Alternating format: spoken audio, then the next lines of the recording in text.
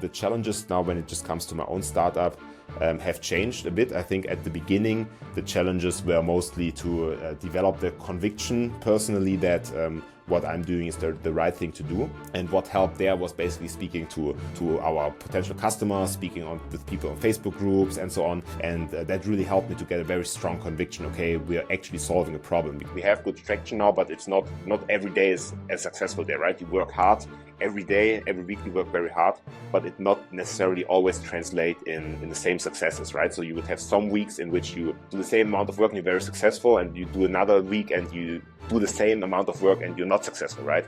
And I think one challenge is to just keep the spirits high, not just for yourself, but also for the team. You have to keep everyone motivated, and you have to really have a very strong vision that unites everyone.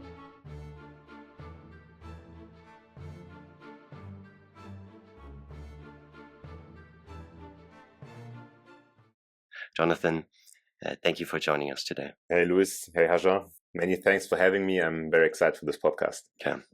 So maybe to start off our story here, because we're doing this, of course, for partially Two Hearts and other initiatives.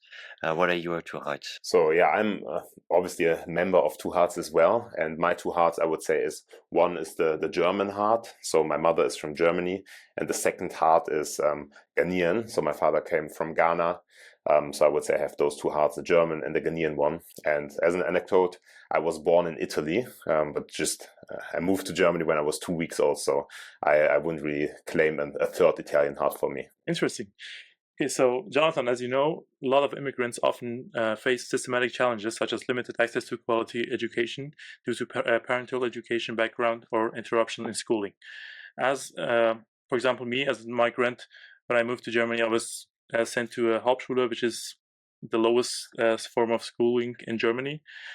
Did you have similar experiences? How would you generally describe your early journey and the factors that enabled you to overcome these obstacles and gain acceptance to an Ivy League school? So the way the school process worked for me, so I was basically fully raised in Germany, right? I came to Germany when I was 2 weeks old, and then I was raised by my family, my father Ghanaian, my mother German, but I was also closely with my grandparents, obviously, who were German. So I was raised quite culturally German. But however, when I was at school, for example, I was admitted to the gymnasium, but I was at some point having not the best grades, but also not the worst grades.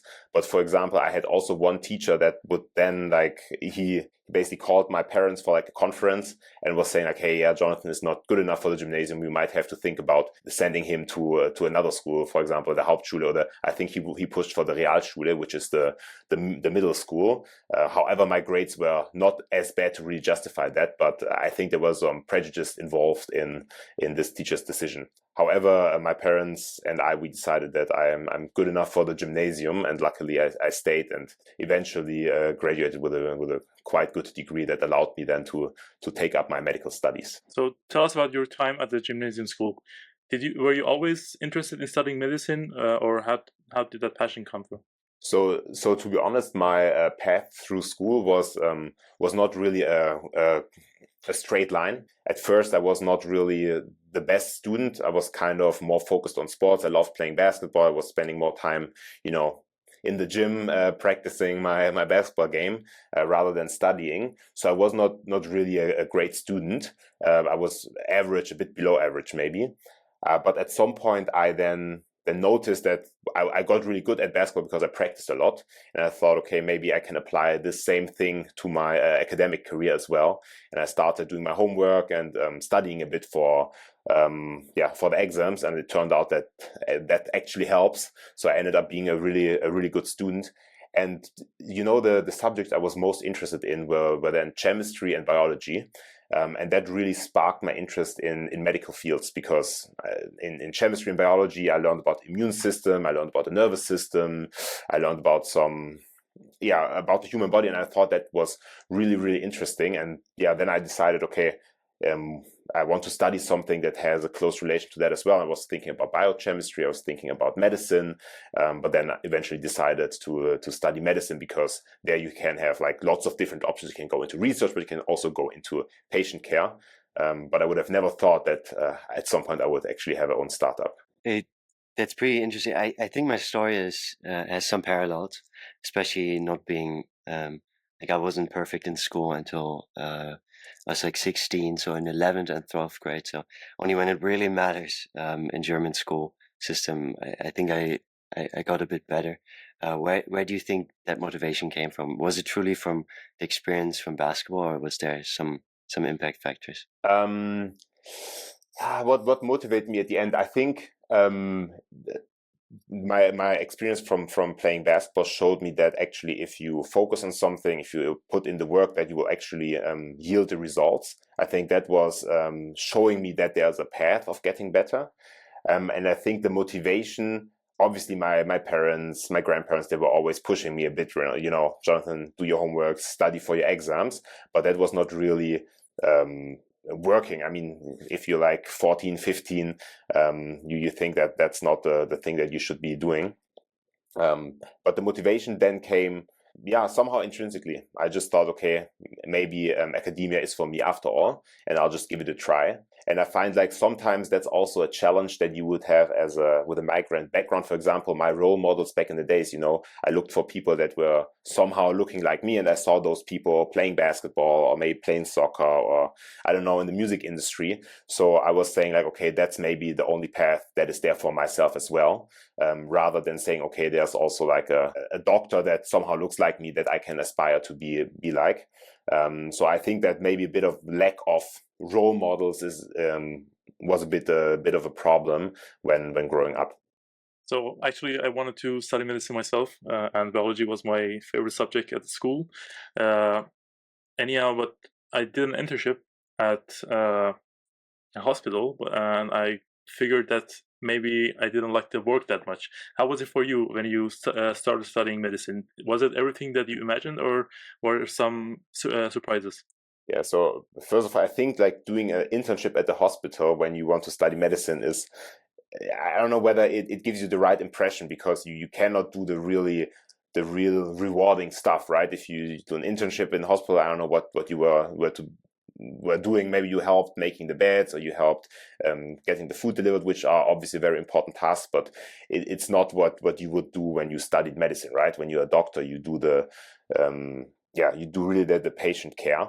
So for me, it was always like a very deep interest in the scientific background of the human body, the human physiology, the human pathology. And I really enjoyed a lot like the preclinical part of the study. So the first 2 years, you have a lot of anatomy, biochemistry, chemistry, physiology, all those like really basic science subjects. And I really enjoyed them, in contrast to many of my my peers in medical school. They didn't like it, but I really enjoyed the scientific background in the medical studies. And then when it came into when I came into the clinical part of the study, so after the first state examination, you would be in the clinical part, and then you would also do lots of rotations through the clinics. And to some extent, I didn't like it as much, because I felt that when you just do like the shadowing, or you just do the rotations, you don't get to, I mean, you're just like a +1 in the clinic. You're not really having any,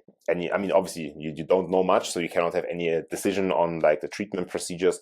But I felt that I liked more the theoretical background of the medical studies rather than actually being in the hospital. So after you studied medicine, you then went on to study medicine further at Yale, which is the dream of a lot of people in Germany, and also a lot of immigrants. So as you know, there are a lot of hungry and ambitious young immigrants who want to study at the Ivy League school. You lived the dream and studied medicine at Yale. So can you tell us how you got into Yale as an immigrant, and your experience at Yale and the application process? So while studying medicine in Germany, I was very fortunate to be part of the German National Merit Foundation. It's a Studienstiftung des Deutschen Volkes, which is like a very renowned program, a scholarship program. And they have lots and lots of cooperations and partnerships with different universities. And so my first step into Yale was actually through a research stay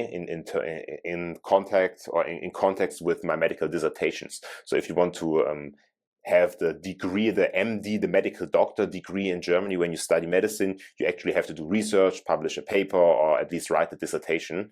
And for that, you have to do the research. And I did the research part at Yale University through the connection over the German National Merit Foundation, which was then like a somewhat easy way into Yale. And then later I went again to then do a part of my clinical rotation. But I utilized basically the contacts I made during my research stay to facilitate getting into Yale again for this rotation.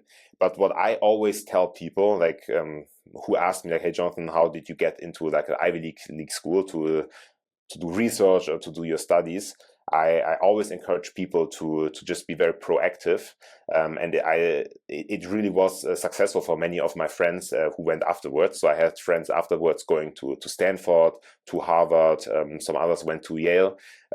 It's particularly in context with research stays, and you would be surprised how happy sometimes like the investigators are if you just reach out to them. It's like, hey, I'm a German medical student, or I'm a German economics student. I would like to do some research at your laboratory or at your institution. And that I would say is a very good path into, and you don't necessarily have to be in like the German National Merit Foundation to actually reach out to those people. So yeah, for people listening and who are interested in doing that, I think being proactive, reaching out to investigators there and just asking for like a research stay as a first step into such a school is a good first step. So you both experienced the university in Germany, and how are the clinical trials in any way different? How do you think there's some advantages of the American way of practicing medicine or learning particularly about medicine and the German way, and what are some disadvantages maybe? Yeah, so I would say in the US, most students or every medical student has done like an undergrad already. So they would have studied like a bachelor's degree, like 3-4 years of biology, chemistry, or something else, but they would have studied like full 4 years, let's say, and then they go into med school. And in Germany, medical students, they usually nowadays probably with the shorter gymnasium period, they are like 17, 18 years old when they start their medical studies, which is good because they are not as old once they studied their study when they finish their studies. However, I think the way the system in the US works, the medical students bring in many different other perspectives. So I had like friends there, obviously in med school. Some have studied like how would you say it in English? They studied like a technological subject, and they bring like their interest from like their engineering background, they bring into medicine, and they think about, okay, how can I apply stuff I learned in my engineering studies before? How can I apply this in medicine? So they bring in many different perspectives, which I think is really helpful and advances the medical field a lot. However, I would say also the German system has its advantages with allowing students not to do like 4 years something completely different before then really following their passion. Maybe that's also the reason why a lot of medicine students in the US then go on to also do more stuff than becoming a doctor, for example, starting a company, or in your case, for example, working at McKinsey. Maybe that's the reason, because they bring also other perspectives to the medical school and have seen more stuff. Yeah, probably that could be the case. Yeah, and then I think also it in terms of just medical care. So I did not only spend time in hospitals in Germany and the US. I was also in Ghana for 2 months in a hospital. I was in Indonesia, I was in Colombia, I was in Tanzania. So I did many different rotations. I was in Thailand. So I spent probably like 1.5 years in hospitals abroad during my medical studies. And but what I've seen like abroad, I really have to say that the German medical system is quite good. Obviously it has its flaws, and some of the flaws we're trying to fix with the startup that we started. But in comparison to what other medical systems offer, even the ones in, for example, the US, I think the German medical system is really good. And yeah, so I really have to say that. So maybe to get right into it and connecting what you just said to your mission with is decreasing testosterone levels have become a serious issue. Few highlighting that about 40% of men have some problems or lower than average scores. How were your observations in these countries, for example, Ghana and Indonesia or Thailand, compared to Germany?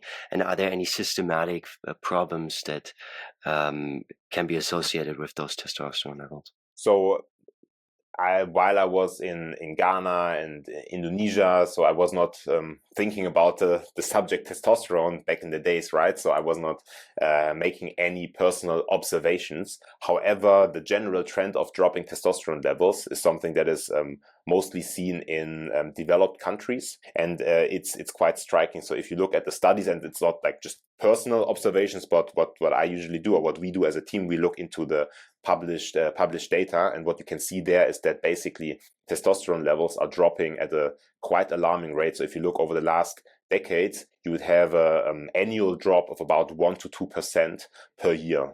So every year, 1% less testosterone in the male population in developed countries. And that's quite striking, right? So if you say, for example, a man same age today as compared to a man same age 30 years ago, the levels would be like 30% less, roundabout. So and that's something quite striking. And yeah, it comes with lots of implications for the male population, right? So if you think about men with levels of testosterone below average, they can have different symptoms. For example, you have psychological issues like depressive symptoms, lack of motivation, fatigue. You would have problems in the sexual area, like erectile dysfunction, loss of libido, but you also have significant bodily maladies, diseases that are associated with testosterone levels, low testosterone levels, for example, cardiovascular risk, osteoporosis, diabetes. And just this year, there was a study also published looking at basically mortality of men with too low levels of testosterone, and showing that men with too low levels of testosterone die earlier than men with normal levels of testosterone. So it's quite a significant issue, and an issue that we at Adon Health think is worth solving. Yeah. So if you say this is mostly a factor that comes into play in developed countries, what is it that causes these issues? Is it mostly diet, or what is it about developed countries that? So just to take one step back, so testosterone deficiency can be basically separated in three different parts. So one is the primary testosterone deficiency. There you have an issue in the testes, where testosterone is produced in men. So if, for example, someone has had a cancer in their testes, and that could be a reason for them having too low levels of testosterone after, for example, a surgery. Then you have the secondary testosterone deficiency, where you have an issue in your in a gland in the brain, which usually produces hormones that then would stimulate testosterone production in the testes. That's the secondary testosterone deficiency. And first, primary and secondary testosterone deficiency are about 5% of all men with testosterone deficiency. The rest, 95%, have a functional testosterone deficiency. And that is not really an organic issue, but an issue related to lifestyle, right? Too much stress, not enough sleep, obesity, no sport, and so on, whatever else comes into play there as well. And that's as said, or as you would think, mostly in developed countries. But there are also other topics that might lead to these overall testosterone level drops, and those are not 100% well understood. So some speak about how endogenous disruptors, like for example microplastic, which will influence hormone levels as well. And that's not just in developed countries, but also would affect men in other countries as well. Yeah, that's also one issue I wanted to talk to you about, because microplastics have been found increasing in the tap water, but also, for example, in the bottled water that you can that a lot of people, for example, in Germany, buy regularly at the supermarket. How would you say, how serious is this issue, and is it worth looking for an alternative, maybe stop drinking plastic bottle from plastic bottled waters, or what would you say? How serious is this issue?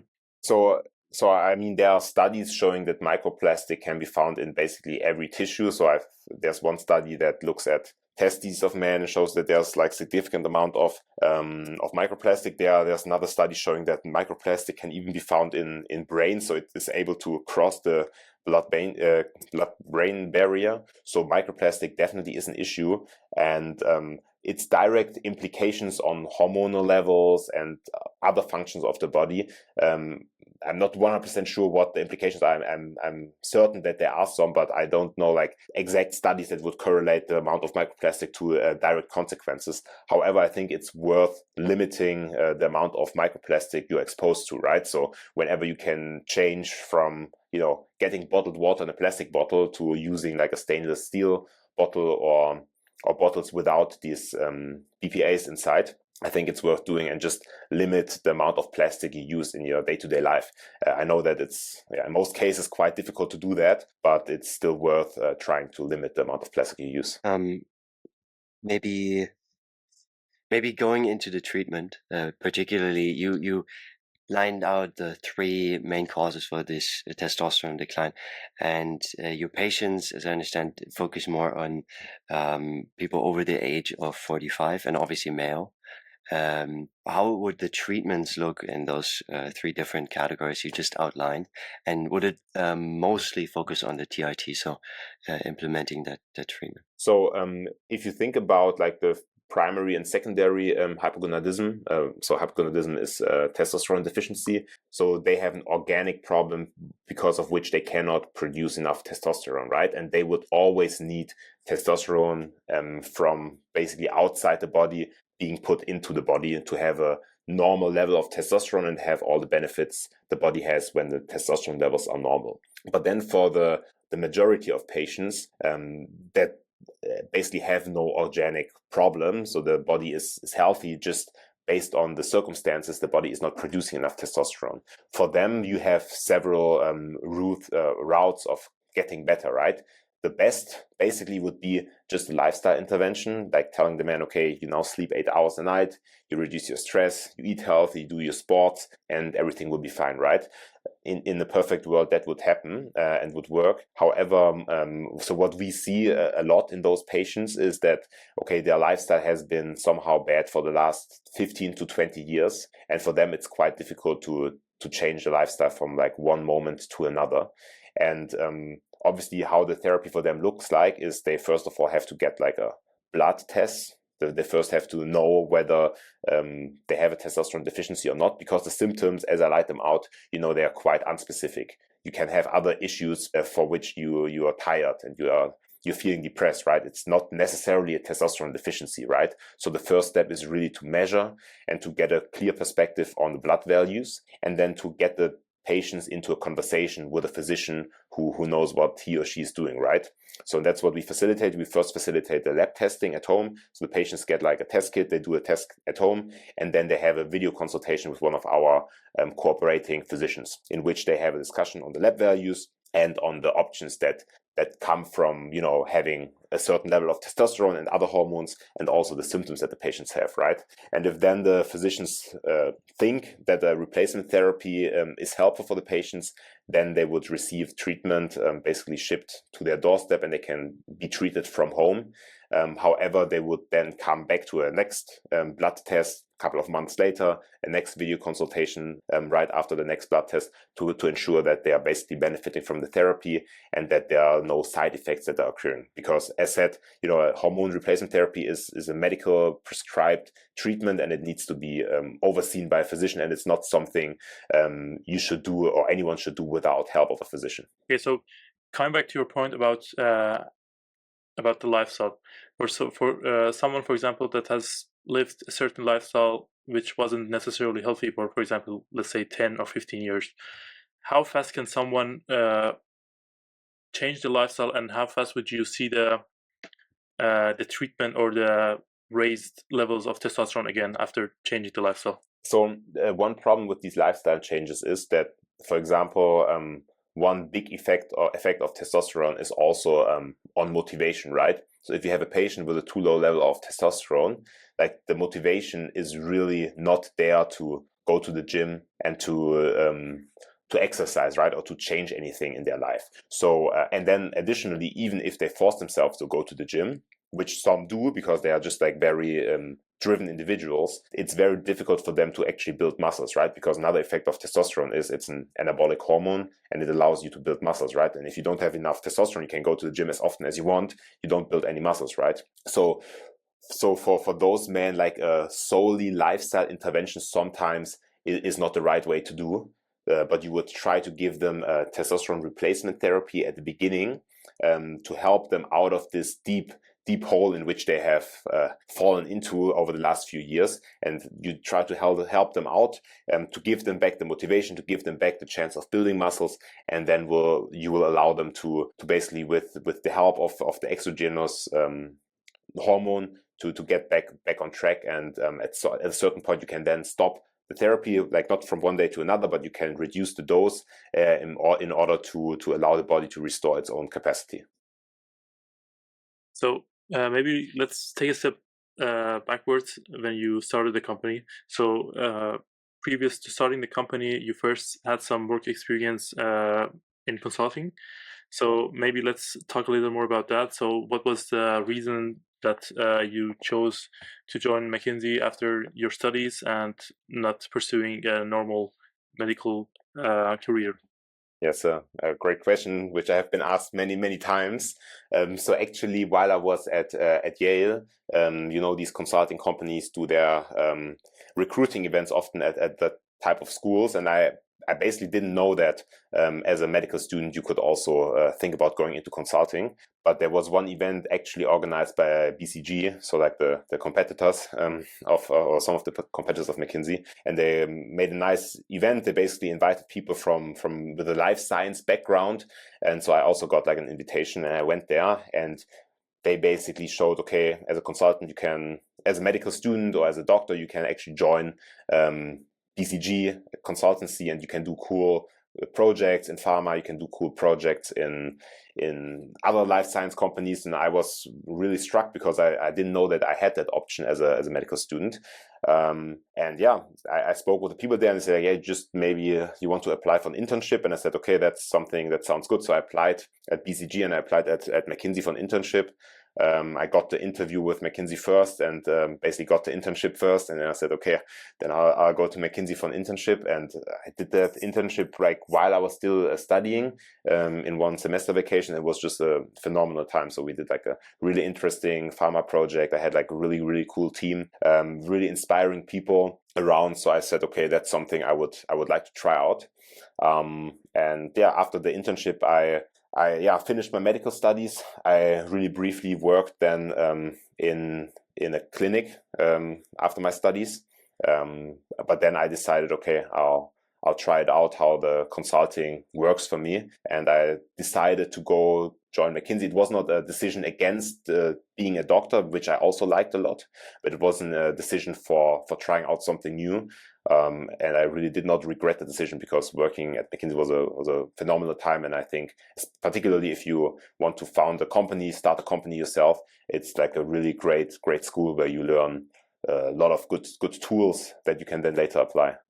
So what made you switch to starting your own company and believing in that vision to working at McKinsey? Yeah, so it was, so like most things in my life, it was not planned out from like the beginning to the end, but I'm always trying to whatever I do, I always try to give my best at it, and that normally opens new doors, and I try to always take a step in the right direction if I get a chance to do it. So while I was working at McKinsey, I got an offer from a startup, actually from Munich. It was an AI startup working on the development of new drugs, basically with the help of algorithms, accelerating development times. And it was a really good offer, which I had to take. So I left McKinsey, not because I wanted to leave, but I got a new offer that I thought was really great.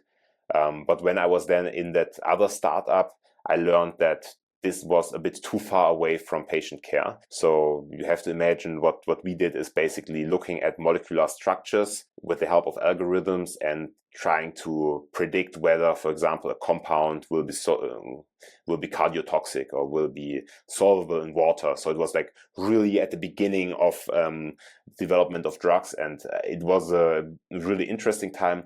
But I also felt that this is a bit too far away from actual impact at the patient. So I said, okay, I want to take my learnings and I want to do something that actually will directly translate into a patient impact.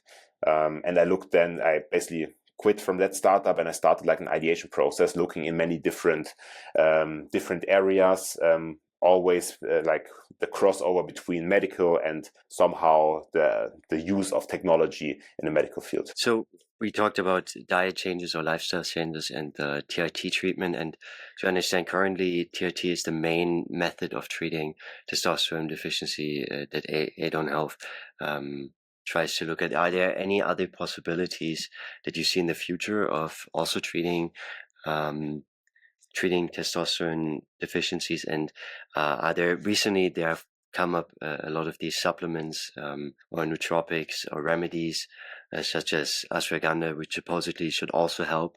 The evidence of this is sometimes not truly based or sometimes murky, especially for the consumer.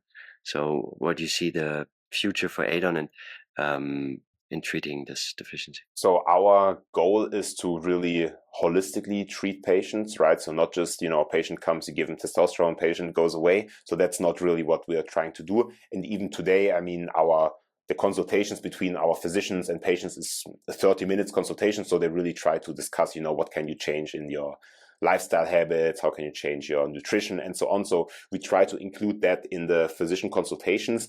However, in the future, we want to put everything in an app, and we have the vision that the patient will then get also like really individualized recommendations in their day-to-day life to improve their habits in order to improve their hormonal levels. But from the different therapeutic options that you have, for example, obviously, replacement therapy is an option, lifestyle changes, and the third pathway, basically through supplements, is some that is interesting.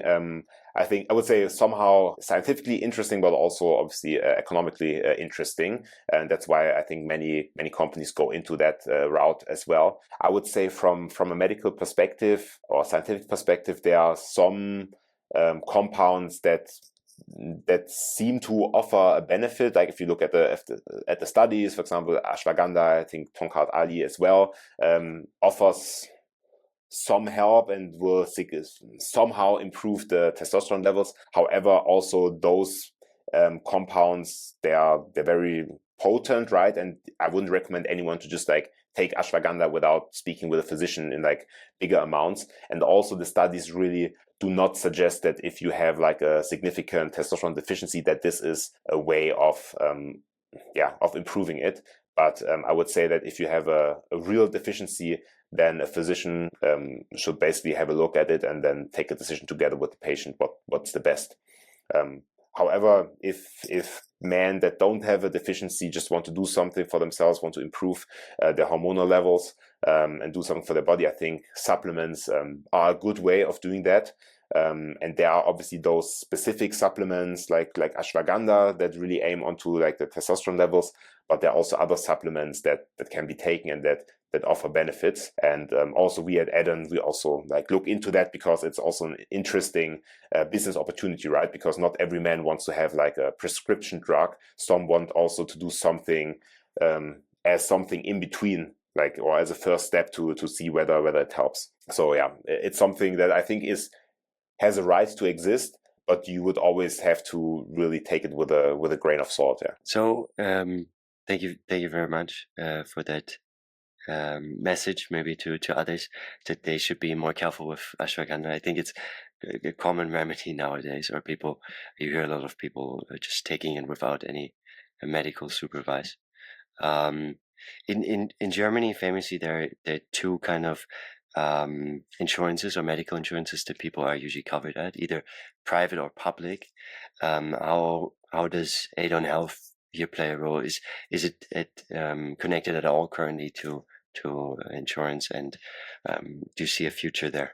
So we are speaking with both private and public insurers, pitching them basically what we can offer and what we bring to the table. And I would say there's a good interest from both sides. Just as we are a young startup and we are trying to grow fast, we speak with the insurers, but we go directly to the consumers at the moment, because that allows us to actually grow and to get a proof of concept and to actually have something in our hands to show the insurers that people actually want our offering, that people actually want to engage with us, and that our product offers a benefit. And particularly with private insurers, at this point we see quite a good interest, because they also want to differentiate from other private insurers, right? It's a competitive market. They want to have people signing up with them, and offering something innovative as we bring to the table helps insurers to really differentiate as well. So I would say with private insurers we have really interesting traction, and also with public insurers, like, we have conversations, but it's like the cycles in which we speak are quite slower.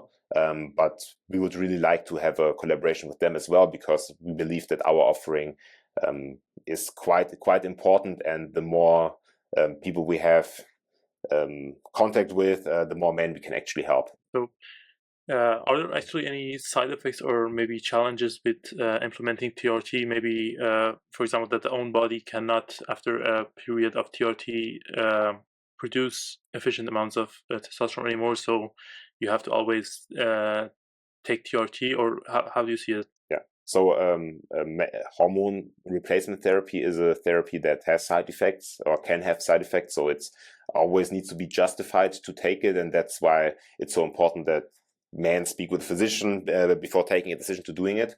But overall, what you do with the hormone replacement therapy or testosterone replacement therapy, the word replacement is really important, because you just replace what is missing, right?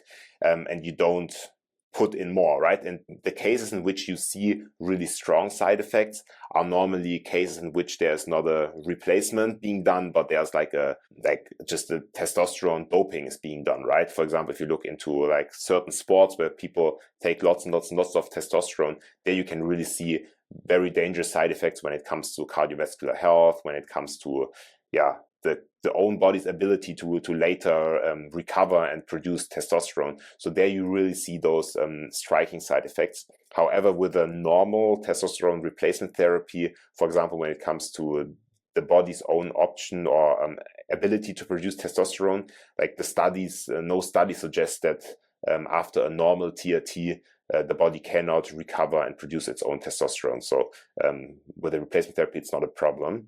But however, with like doping, like there are cases in which, unfortunately, men take like testosterone in like a high dosage for a long time, and they really destroy their own body's option to do the production. Yeah. So the main vision or the main benefit that you see at Adon Health is providing readily available and quick, reliable health treatments, particularly for testosterone right now. Is that the main benefit you see, or is there some future add-ons that you might envision? So the big vision of Adon Health is to become the physician for the man of the 21st century. So that's the big vision, and the question is like, how can we actually get there, right? And what we decided is that we start with in one niche that is currently massively undertreated. So if you look at testosterone deficiency, about 90% of men are not treated that should be treated. So we believe that we can use that niche to go into the market. And what is interesting about our offering is that men that that start our journey, they are usually between 30 and 40 years old, actually. So they're not as old as you would think. And they are normally in a cohort that usually don't go to a physician.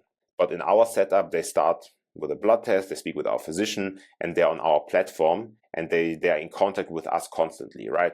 At least every 3-4 months, they interact with one of our physicians. And that allows us to accompany the man through their life.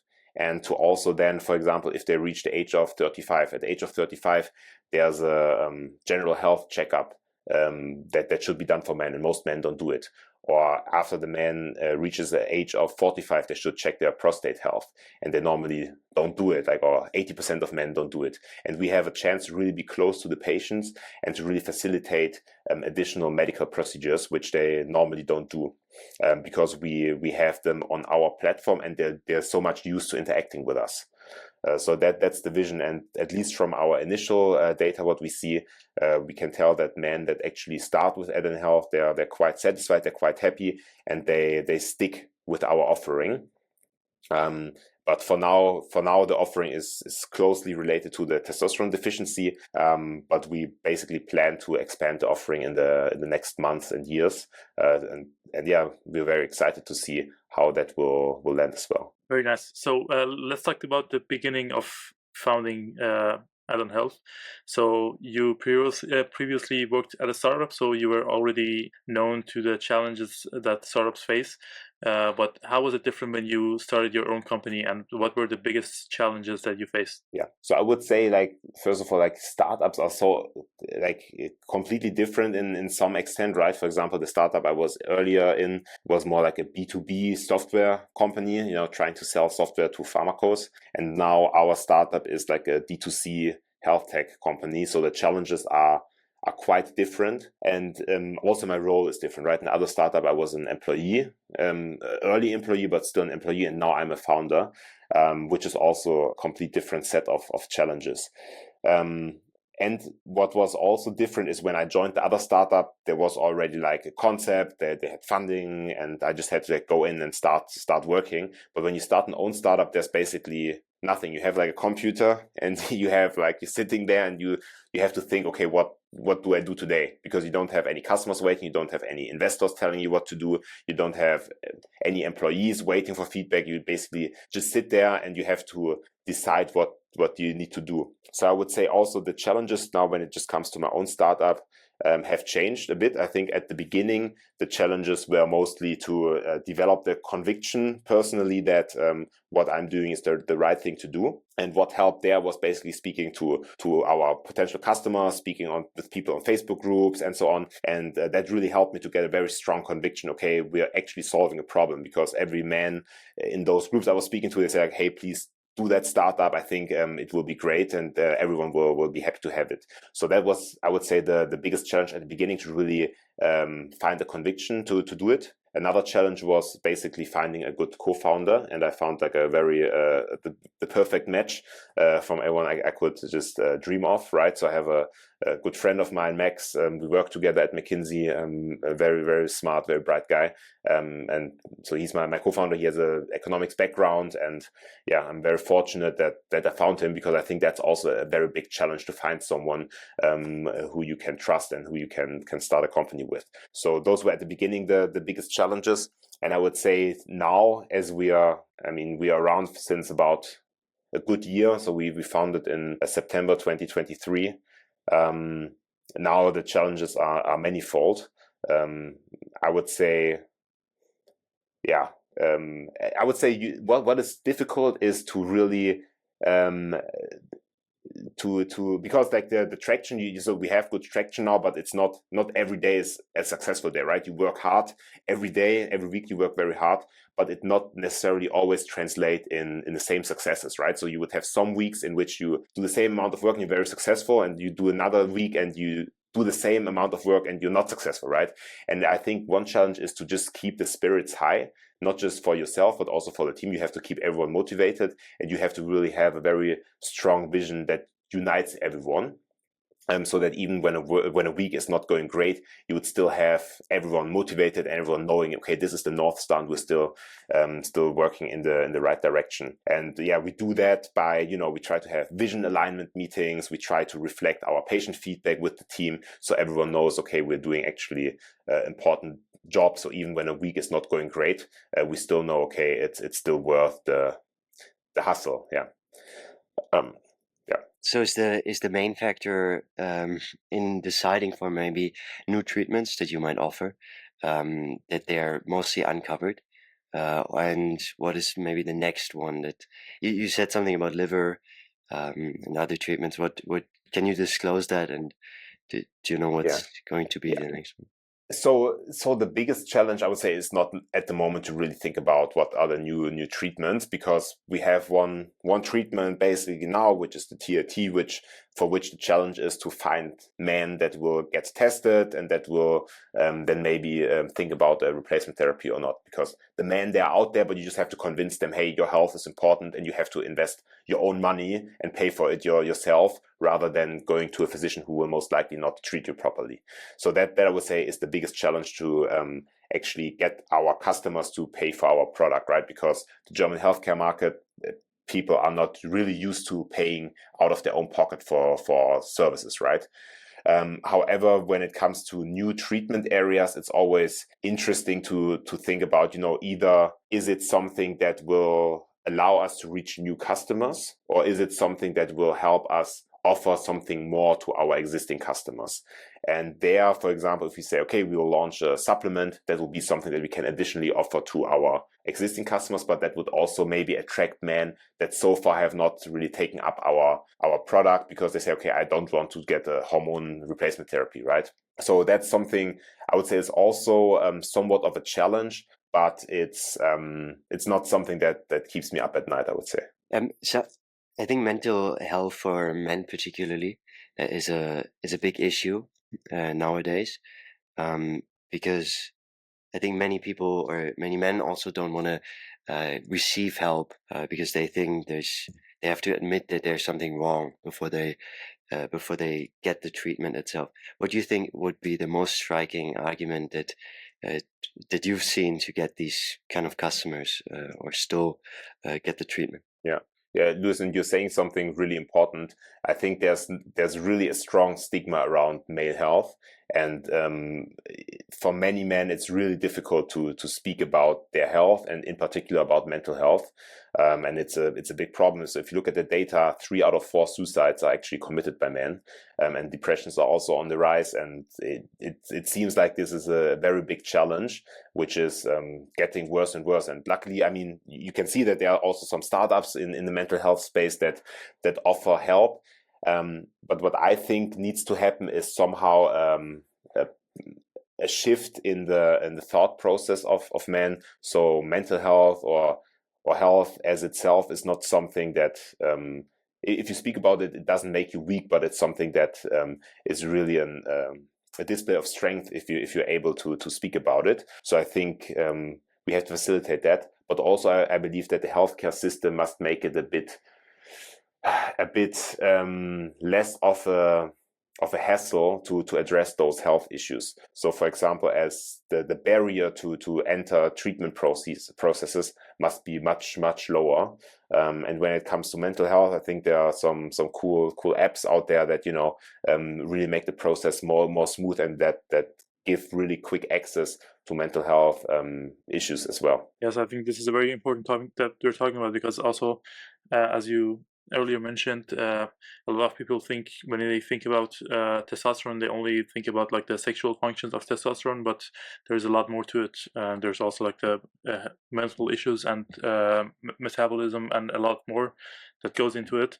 Yeah, absolutely. And sorry to interrupt. The mental health issue is really a striking one as well. So we actually have a couple of patients, or like many patients, that have been like wrongly diagnosed with like a mental health issues, for example, a depression, and they have never actually gotten like a hormone test. So some of them have received psychopharmacas, like really depressive disease medications, without really benefiting from it, although they just had a testosterone deficiency, right? So that's why it's really important to also think about these hormonal imbalances when you look at mental health issues as well. So what have been the biggest improvements that you have seen in your patients and your customers after taking the therapy? Yeah, so obviously it's like the effect of a therapy, it differs from man to man, and there's not like one particular thing that is directly happening in all. But what you usually see, and that's also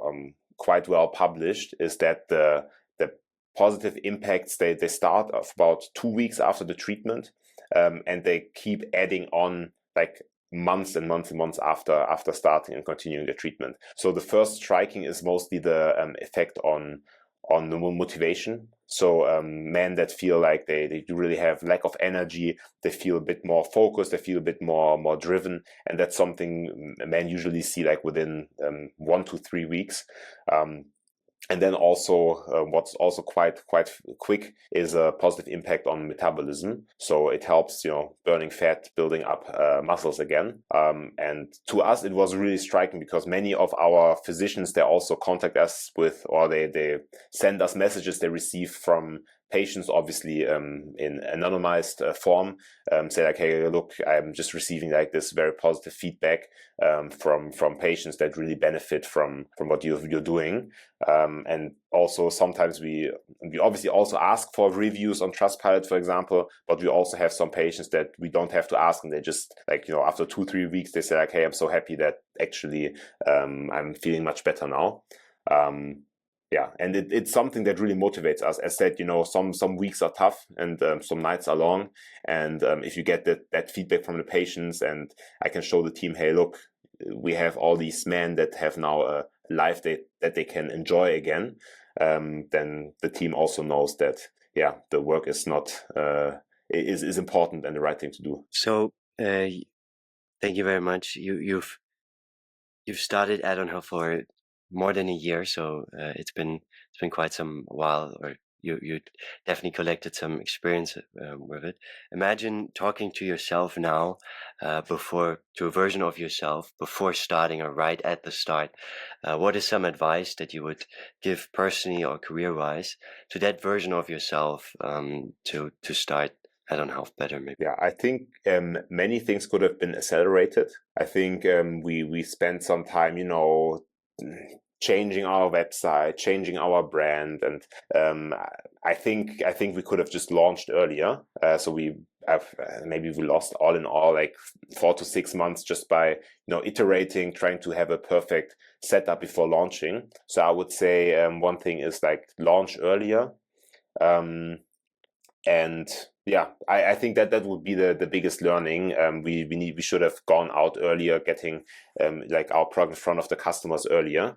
But other than that, yeah, also maybe that I was always like very much convinced that what we were doing is the right thing. So I never had any doubts, and I didn't really feel like, okay, I'm so brave to do that, because I was always extremely convinced that what we were doing is the right thing. So yeah, I would just say biggest advice is launch quicker, get quicker feedback from the patients. But yeah, that's pretty much it. What was actually the reason that you decided that you want to start Adon Health in Germany and maybe, for example, not in America? Because my perception is that I think Germany isn't very easy market to enter because, as you mentioned, a lot of people in Germany aren't used to paying extra out of their pocket for health issues.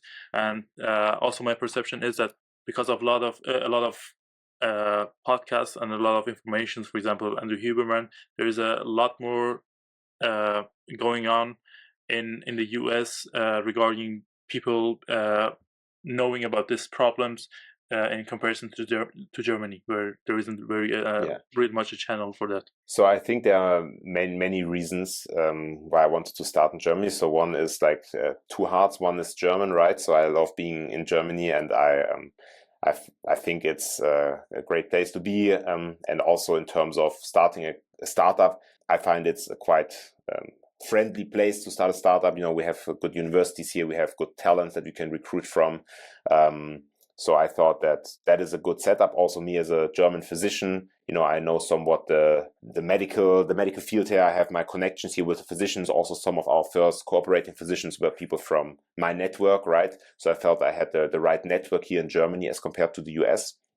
And as you said, the US is quite advanced in many fields, but so are they in the field of testosterone deficiency and treatment of it. So there you have a couple of really successful startups that we also look at as role models, and that we see are doing a great job, and that we said, okay, we might just do what they are doing in the US for Germany, right? So we don't have to invent the wheel new, but we try to implement what they do successfully into the German market. Obviously, it's a bit different. We have a different regulatory system. We have a different type of customers that we have to address. But there are successful companies there, so it would have been like an uphill battle somehow starting from scratch in the US, while we have like 3, 4, 5 successful players already there. So yeah, I would say those two reasons, like the US market is advanced when it comes to those type of startups, but also, I mean, just the German market. Max and I, as founders, we have our connections here, and we both, I think, really, really like Germany as a country and love being here. And I also have I think that it's also nice to give back to a country that has given so much, right? So it's nice to be here and to have impact on the healthcare system here as well. Yeah. Maybe as a last question, we usually ask, and we give you some time to think about it. Is there a particularly funny story you have from your experience in the last year? And particularly funny story. Particularly funny. We can also, but we want to give you some time to think about it. Yeah. What is, I mean, funny? I mean, it's not necessarily funny, but just anecdotal. I would say what was, or maybe surprising to me, was that once you start speaking about testosterone replacement therapy, to me it was really interesting to see how many men actually have, if you open the conversation and you show that, okay, you know the subject and you can speak about it, and you somehow also provide a safe space. It was really interesting for me to see how many men are really interested in it, and also, I mean, a bit worryingly for me to see like how many have tried it like without physician guidance, which was also like really showing me, okay, that it's important to have such an offering to allow men to, if they needed, to get it with physician guidance. And for me personally, anecdotes. So I have actually by now 3 of my friends that are our customers, and that have a testosterone deficiency, and I knew it from the beginning that they might benefit from it. Yeah, but it was it's difficult to go to someone and say like, hey, I think you have a testosterone deficiency, because it can be insulting, right? But it was really interesting to see like when you speak about the topic and you give them a sense of, okay, this is something that many men suffer from and that many men can benefit from, that this is something they can open themselves up to and benefit a lot from. So yeah, that as an anecdote. Yeah, but then funny stories. Yeah. Thank you so much, Jonathan, for sharing your story. It's been a pleasure, and I think many can take your story as some advice or some lessons that you've learned along the way. So maybe for the listeners, check out the website of Adon Health and maybe get blood tested for testosterone if some common symptoms appear. Yeah, and just like for the blood test, obviously you can also, I mean, Adon Health is a good place to do it, but also, I mean, I would advise anyone to go to, your physician, your general practitioner, do your checkups. You can also get your blood tested there. I think that's the most important message, take your health seriously and use the offerings that are out there. And if it's not Adon Health, then I'm also happy if you go to your general practitioner and make sure that your health is being taken care of. Jonathan, also thank you from my side. I think what you're doing with your team is absolutely inspirational and necessary for general health of men. And I hope you have very much luck and are successful in this expanding your company and Adon Health. I'm looking forward to it. Thank you. It was a pleasure being here.